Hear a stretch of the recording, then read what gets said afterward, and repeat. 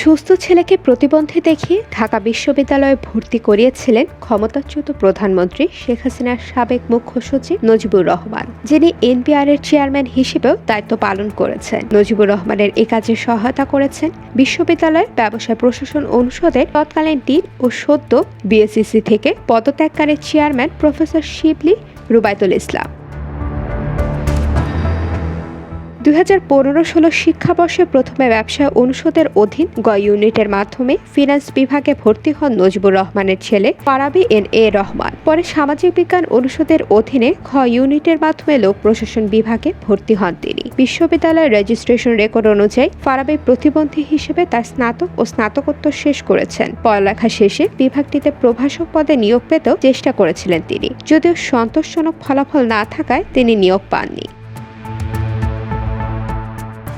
সূত্রমতে ফারাবী এন.এ. রহমান 2015-16 শিক্ষাবর্ষের গ ও খ ইউনিটে ভর্তি আবেদন করেন। ভর্তি আবেদন ফর্মে দুটি ইউনিটের কোনোটিতেই তিনি প্রতিবন্ধী কোটার পাশে টিক চিহ্ন দেননি। ওই বছর 16 অক্টোবর অনুষ্ঠিত গ ইউনিটের ভর্তি পরীক্ষায় 145.56 স্কোর পেয়ে 2735তম মেধাক্রমে উন্নীত হন তিনি। ইউনিটটিতে ভর্তিযোগ্য আসন ছিল 1170টি।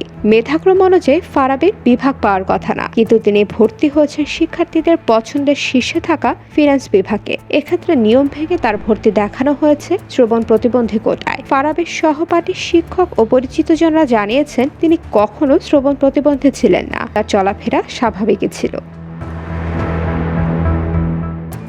ঢাকা বিশ্ববিদ্যালয়ের একজন শিক্ষক বলেন, আমি ওদের ব্যাচের কোর্স পড়িয়েছিলাম। ও ক্লাসে ভালোই রেসপন্স করতো। ওর প্রেজেন্টেশন দেখেছি। ক্লাসের বাইরেও সামনাসামনি ওর সঙ্গে কথা হয়েছে। ওর কানে কখনো শ্রবণ সহায়ক যন্ত্র হিয়ারিং এইড দেখতে পাইনি। তার আরেক সহপাঠী বলেন, সে আমাদের সঙ্গে স্বাভাবিক চলাফেরা করত। তার মধ্যে শ্রবণ প্রতিবন্ধীর কোনো লক্ষণই ছিল না।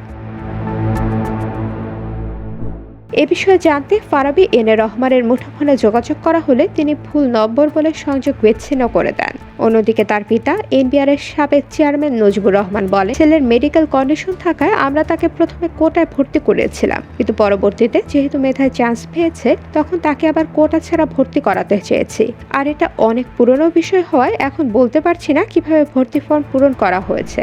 আমার ছেলে মেধার ভিত্তিতে ভর্তি হয়েছে, সে ভালো ফলাফলও করেছে। তিনি বলেন, চিকিৎসা করায় এখন ছেলে সুস্থ হয়ে গেছে। আর পরবর্তী পরিস্থিতিতে আমাদের দেশ এগিয়ে যাচ্ছে। এখন একজন ব্যক্তিকে ধরে এ ধরনের প্রতিবেদন না করে উত্তম বলে মনে করি। আমাদের সামনের দিকে এগিয়ে যেতে হবে। অন্যদিকে অনিয়মের সহায়তাকারী সাবেক ডিন প্রফেসর শিবলি রুবায়তুল ইসলামের সঙ্গে মুঠোফোনে যোগাযোগের চেষ্টা করা হলেও তিনি কল রিসিভ করেননি। বিশ্ববিদ্যালয়ের প্রশাসনও এ বিষয়ে সাড়া দেননি।